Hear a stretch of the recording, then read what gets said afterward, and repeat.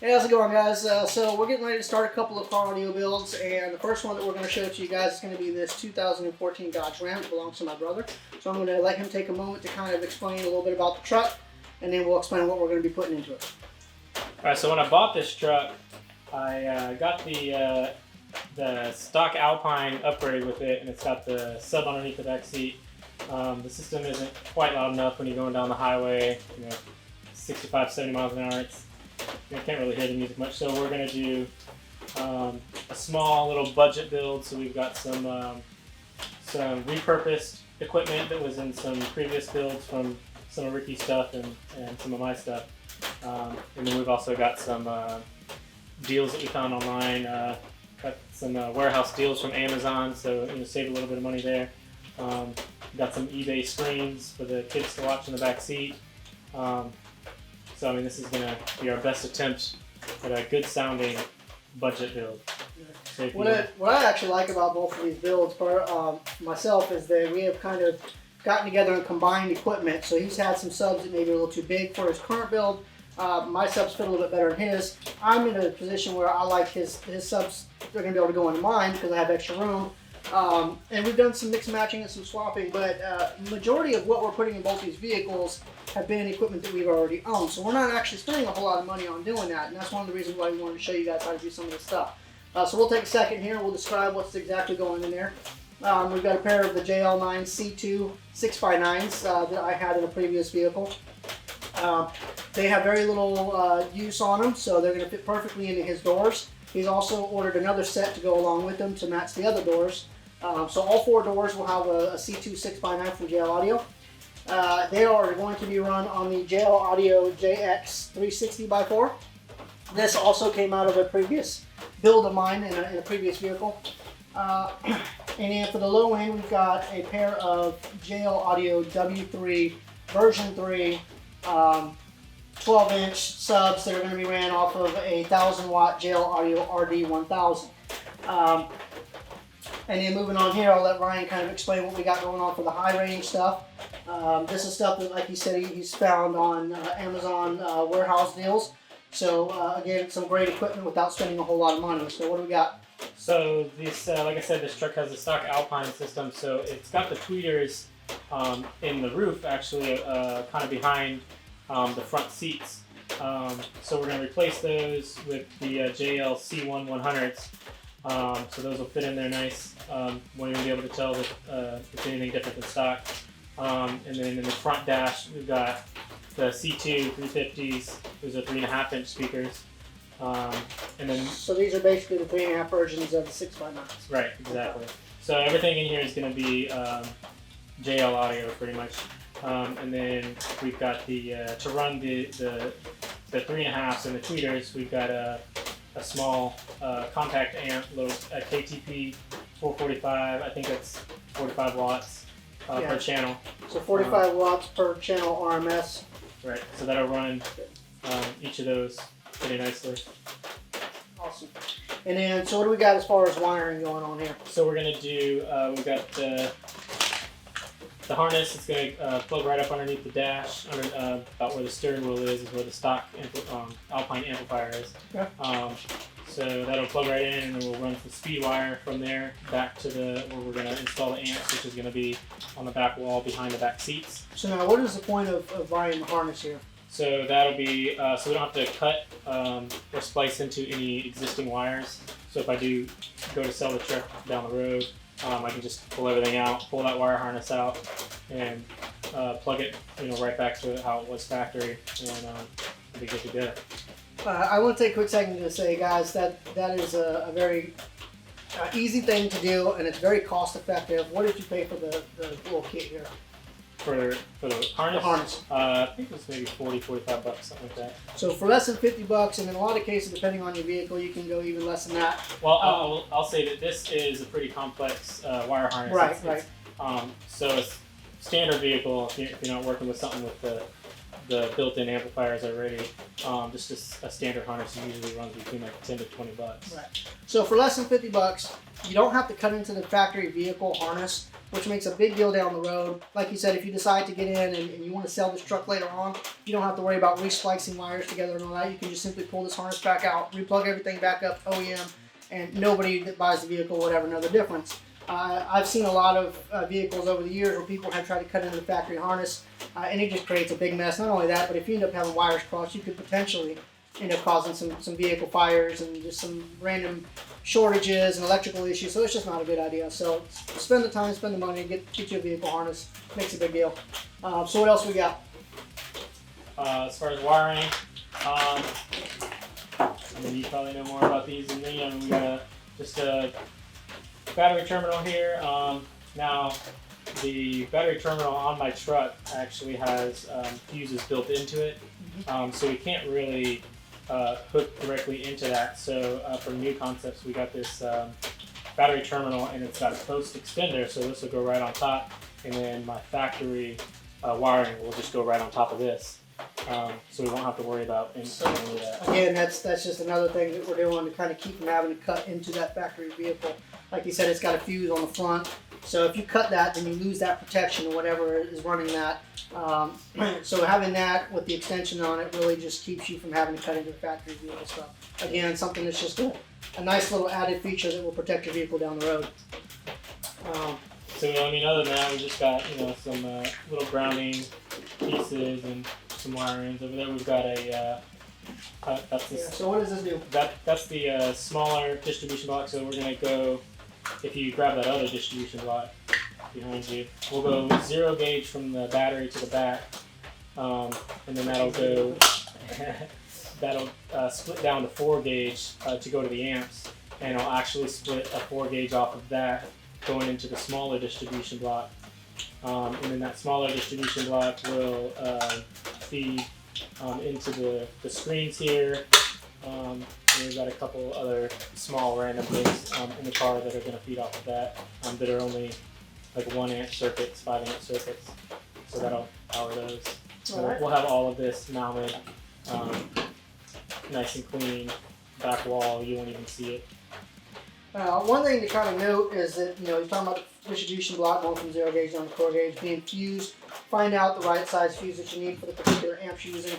A lot of the newer amps that are coming out these days don't actually have fuses inside of them. Even if your amp does have fuses in them, it's still a good idea to make sure you have another fuse just in case. And what that's really going to do is, one, it's going to protect your amp, but it'll also protect any wire that's going from that run on. And sometimes some of this wire can be expensive, so it's a good idea to have fuses not only up by the battery, but a fuse distribution block for at least your power side as well. And then we've got the monitors. Yeah, we're going to attempt to install both of them. Now this truck has the sunroof in it, so the roof height is a little bit lower than a standard truck. So we might have a little issue with clearance as far as when you fold it down with the headrest of the front seat. So we're going to try to see if we can get them in there kind of at an angle, so that way both kids can watch different things and not be fighting all the time. But if not, we'll just put one in. So we'll see. So who gets which monitor? We're going to take some videos as we start to tear this stuff apart and let you kind of see what we were doing along the way. If you guys got any questions, comments, or whatever, just go ahead and hit the comment section. I will also try to put in some links to some of this stuff that we have purchased, the battery terminals and just the different stuff that we're using in the description below. One thing I forgot to mention is that obviously this box here is not going to be very useful in this truck here. It's 4-door, we got kids getting in and out. So he's actually got a box that's on the way. It's what they call a Fox box. It's an underseat box. So these subs will actually fit into there really nice, tucked underneath the seats. Kids won't be able to get to them. They won't be in the way of anything. So once that gets here, we'll kind of show you a quick picture of both boxes, see how much room we can save, and whatnot. So we just want to mention that as well. Right. Well, one thing to note about that box is, since these are going in the truck, they're going in underneath the back seat, and there's plenty of boxes out there that you can buy, but they won't fit these speakers. So there's only a couple of options, one being from Fox Acoustics, the Fox box.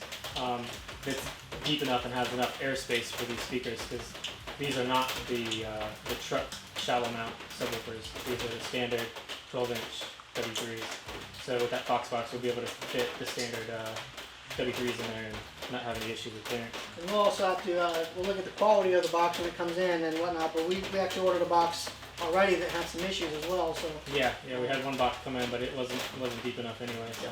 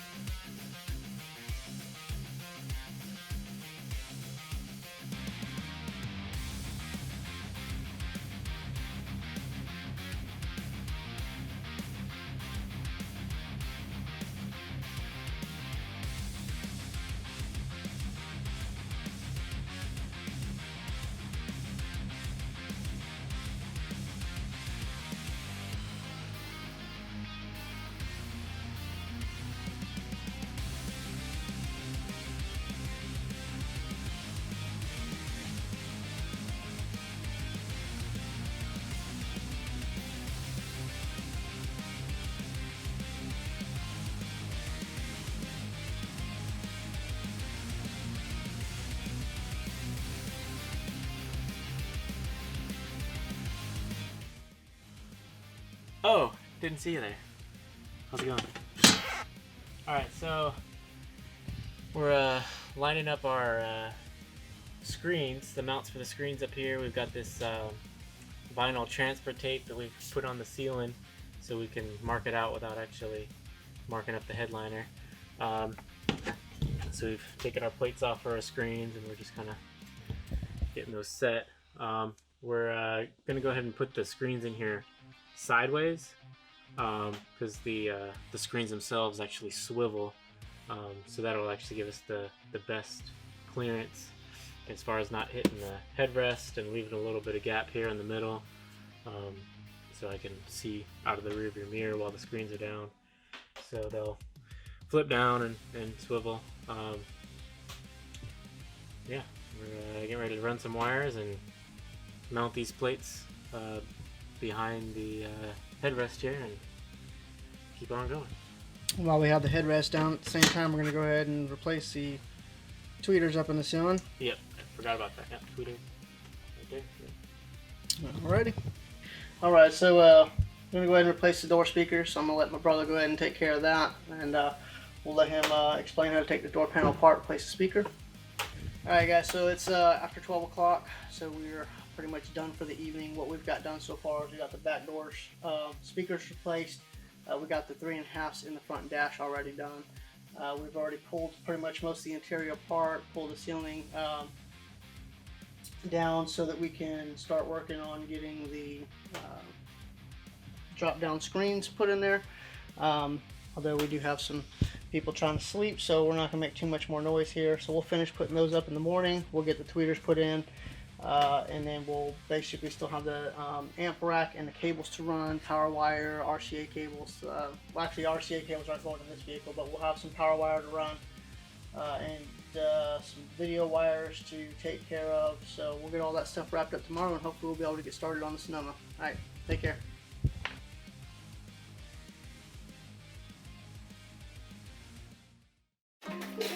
What do we need him to do? Hit that notification bell, smash the like button, and subscribe to the channel.